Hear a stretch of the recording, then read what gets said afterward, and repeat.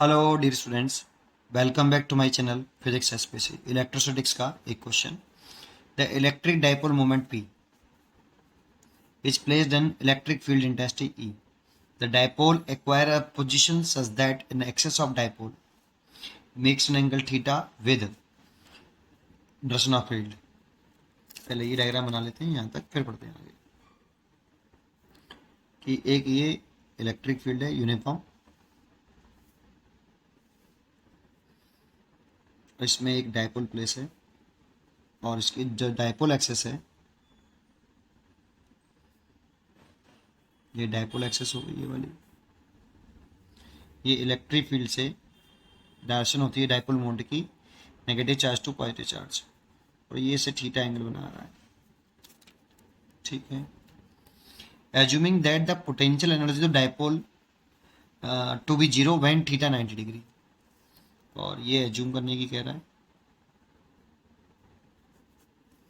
कि अगर ये डाइपोल इलेक्ट्रिक फील्ड से 90 डिग्री बना ले, ये माइनस के क्यू, ये प्लस के क्यू, थीटा 90 डिग्री। इस वाले केस में potential energy of dipole u 90 degree ये जीरो होता है, ये ऐसा एज्यूम कर लो। ठीक है, the torque and potential energy of dipole will be respectively.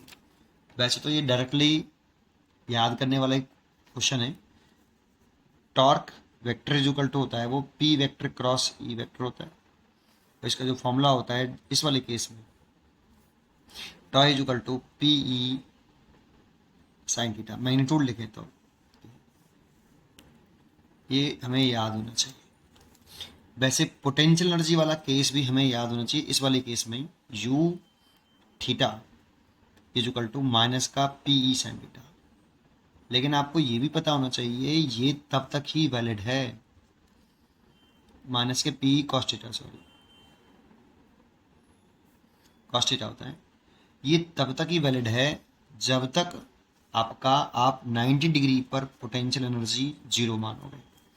ये ऑलवेज वैलिड नहीं है बेटा, ये ऑलवेज ट्रू नहीं है कि पोटेंशियल एनर्जी अगर डाइपोल मोमेंट पी ई से थीटा एंगल बना रहा हो तो potential energy of dipole minus के पी ई कॉस थीटा, ये ऑलवेज वैलिड नहीं है। ये तब वैलिड है जब 90 डिग्री पर डाइपोल अगर 90 डिग्री बना रहा है तो पोटेंशियल एनर्जी जीरो एज्यूम कर लें, तब वैलिड होता है।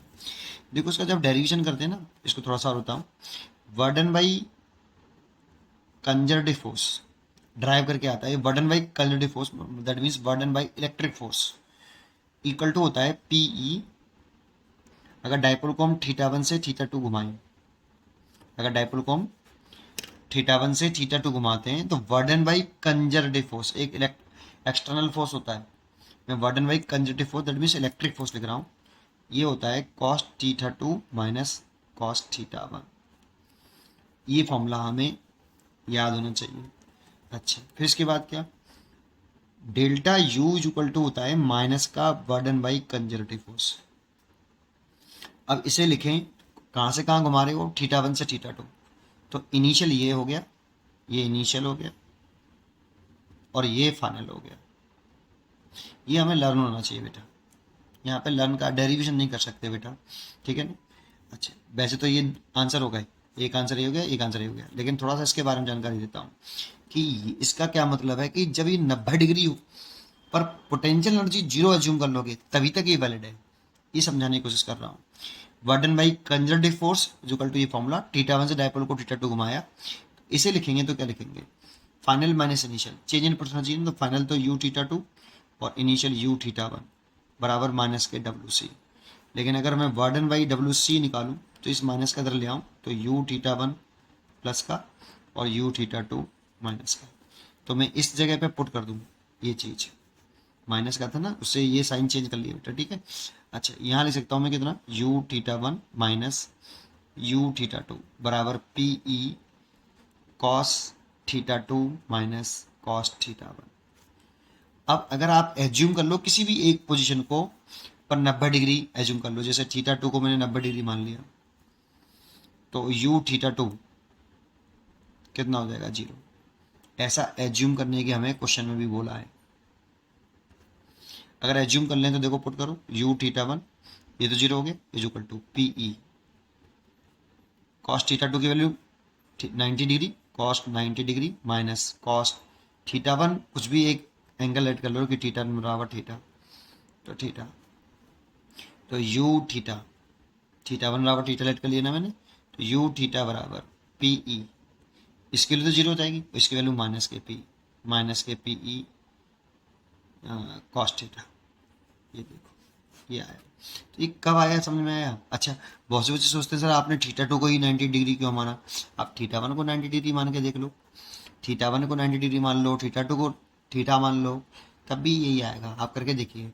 मतलब किसी भी एक पोजीशन पर 90 डिग्री एंगल मान लीजिए आप, कोई से भी को, चाहे इनिशियल को मान लो चाहे फाइनल को मान लो, है ना, 90 डिग्री, रिजल्ट यही आएगा।